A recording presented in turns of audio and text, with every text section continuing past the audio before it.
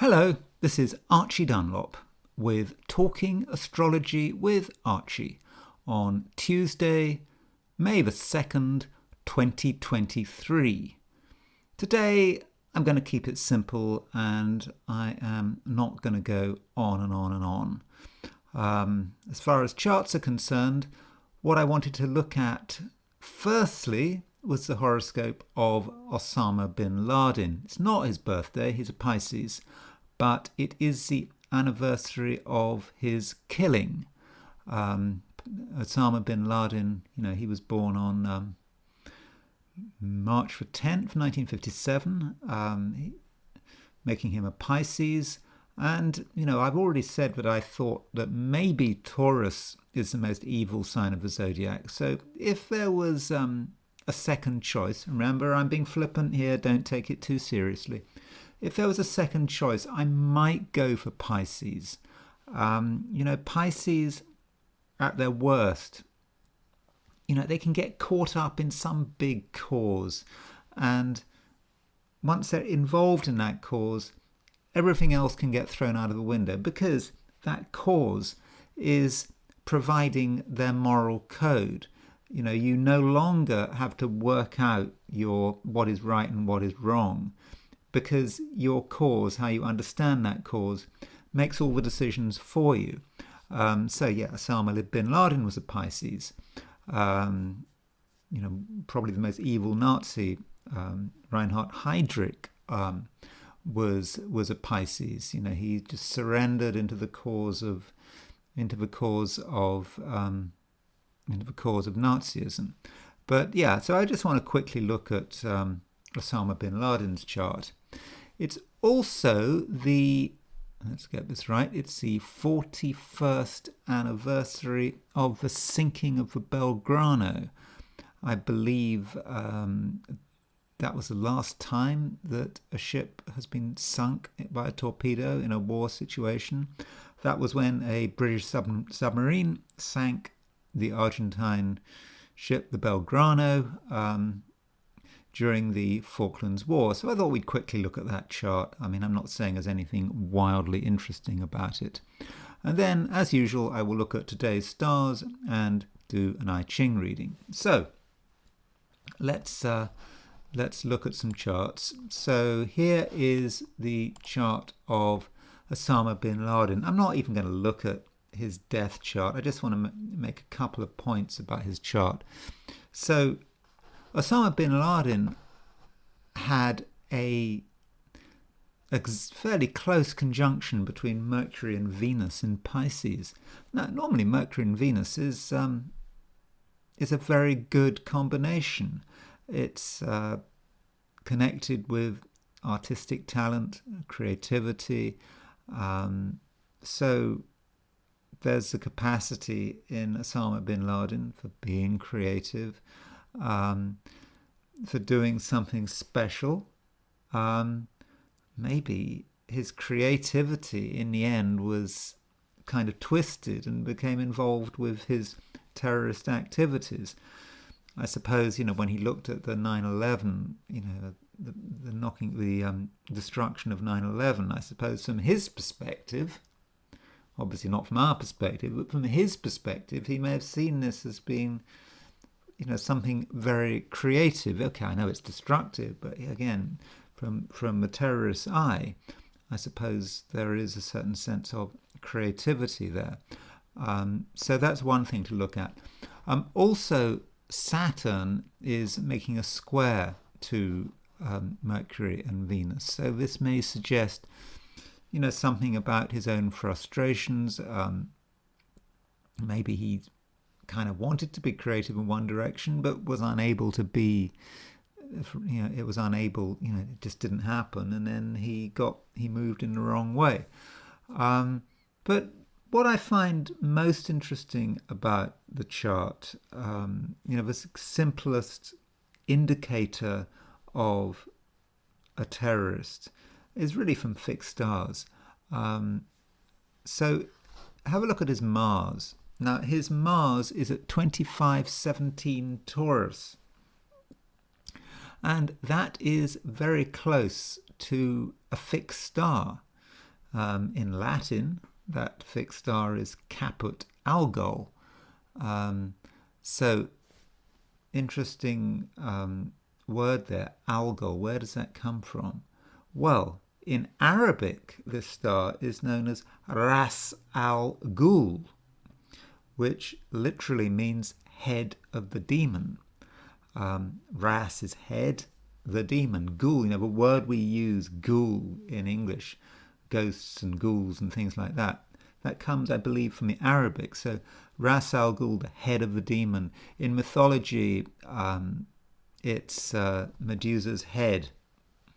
And so he had Mars on Ras al Ghul. So when you've got Mars on Ras al Ghul, that suggests that you're putting your energy, or you could put your energy, into acts of massive destruction.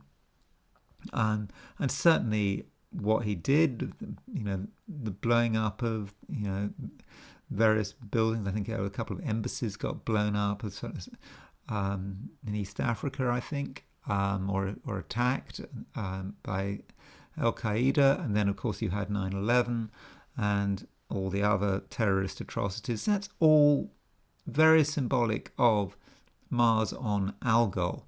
And this Mars on Algol is conjunct the South Node.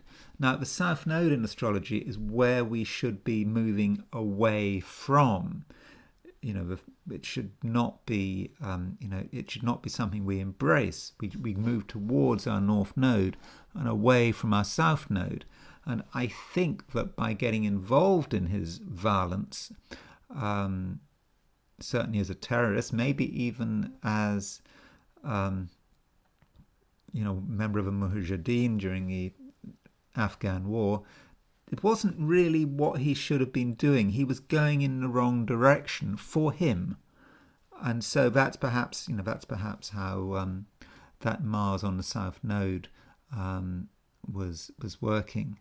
So that's a few comments on Osama bin Laden's chart. Then the sinking of the Belgrano.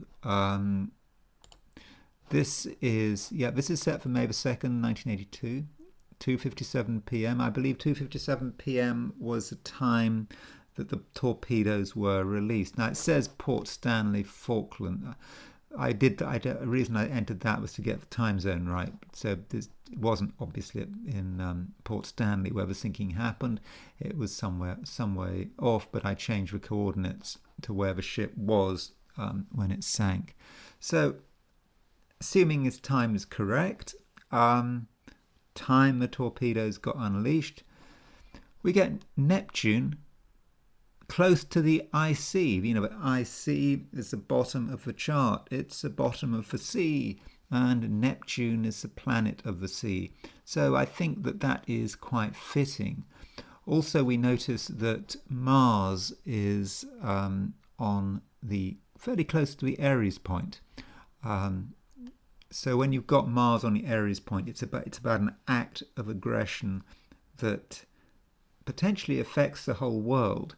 And I think during the Falklands War, the sinking of the Belgrano was a real turning point. That was when the war really became serious. It became clear to everyone that the British were going to do everything they could, everything in their power to get the Falkland Islands back.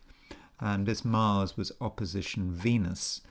Venus, by the way, is conjunct a fixed star known as Skeet, which is often connected with shipwrecks.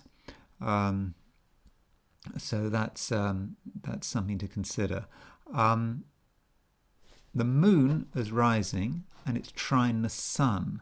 So from the perspective of choosing the right thing to do something, is this the right thing to press the button to fire the torpedo?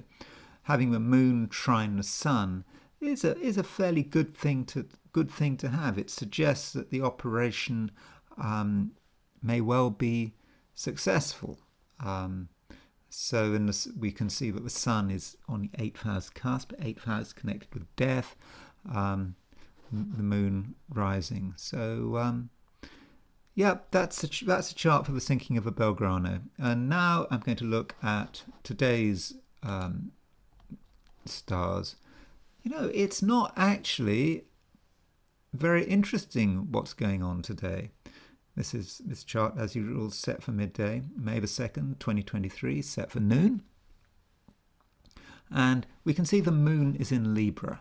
On one hand, that's quite good. The moon is, better for moon in Virgo. I'm not a big fan of moon being in Virgo. Moon in Libra, there's more relaxation. We don't have to worry so much about details. We can focus more on other people and making sure that we're creating the right impression and that kind of thing. But that moon is very inactive because in the jargon it's feral. I think I've got that right. It's a feral moon, as in feral animals. Feral moon is a moon that is going nowhere anytime soon. You can see the moon's next aspect, next major aspect, is a trine to Venus, but that's not for 19 degrees. The moon, there's 19 degrees where the moon does not make a major aspect. And so we've got a feral moon. And so that's going to mean that today, probably into tomorrow as well, we're going to feel that we're just not applying to anything. So there's going to be a sense that, we're not getting anywhere, but we can't really expect much to happen today. We should also note that Pluto is now retrograde. It's turning back. So Pluto, until very recently, was in Capricorn. It went into Aquarius, but now it's turning back. And it will actually go back into Capricorn. So Pluto is not done with Capricorn. What does that mean? I think in terms of you and me, it doesn't mean very much. I think Pluto going retrograde is more about the world at large. I think it's probably got a lot to do with the war in Ukraine, not least because that Pluto is opposition Zelensky's Mars, and I think we're going to see more of that in a few weeks' time. It goes retrograde on the degree of a Jupiter-Saturn conjunction which happened at the end of 2020. And as I've said before, I do associate that Jupiter-Saturn conjunction with Russia and Russia's growing prominence. You might not sound right to you. That might not sound like nonsense. You might think that Russia's done for, but I think the astrology says otherwise. So Pluto is going to put a focus on that, and I think later in the month when Mars is at 19 Cancer, when it comes round to the opposition of this retrograde Pluto, that's when I think we're going to see real fireworks. So that's Pluto. Anything else? The North Node here is making a semi-square to the Mars-Uranus midpoint. So we could have some interesting and perhaps alarming meetings. So, be careful who you hang out with, because, some people, they may not be armed, but they may be dangerous. So beware of that. And the Sun is making a semi-square to Neptune. Again, I think that aspect could be difficult. With Sun 45 degrees from Neptune, we try our hardest to establish ourselves, to make sure people understand us, that make sure our personality is being heard. And Neptune just makes it all so confusing. So we shouldn't be disappointed if we don't make the impact that we want to make. Maybe we should try again later when the situation is better. Now, as far as my forecasts for the 12 signs are concerned, here we go. Aries, 3 stars. Someone finds it difficult to make up their mind. Don't push them. Taurus, 3 stars. Different people have different demands, but avoid making commitments. Gemini, 3 stars. Some of the pressure is easing, but don't expect immediate satisfaction. Cancer, 2 stars. Stay at home if you like, but don't expect too much. Leo, 3 stars. There's lots to say, but in the process you could get confused. That's because of the Sun, ruler of Leo, being semi-square Neptune. Virgo, 3 stars. You know that money is important, but how does that translate into action? Libra, 4 stars. You're becoming more confident, but a little more work is required. I'm saying that because the moon has gone into Libra's star sign. Because moon is feral, you can't expect immediate results. Scorpio, 3 stars. At work, it is difficult to sort out the truth from the lies. Sagittarius, 2 stars. Just because friends are close by doesn't mean that they're useful. Capricorn, 4 stars. At work, cooperation is essential. Talents need to be merged. Like, you've got something to offer, they've got something to offer, and you've got to work out where the common ground is and how you can maximize the potential of the situation. Aquarius, 3 stars. New ideas take a long time to be turned into reality. And finally, Pisces, 2 stars. You want to keep it simple, but that's probably impossible.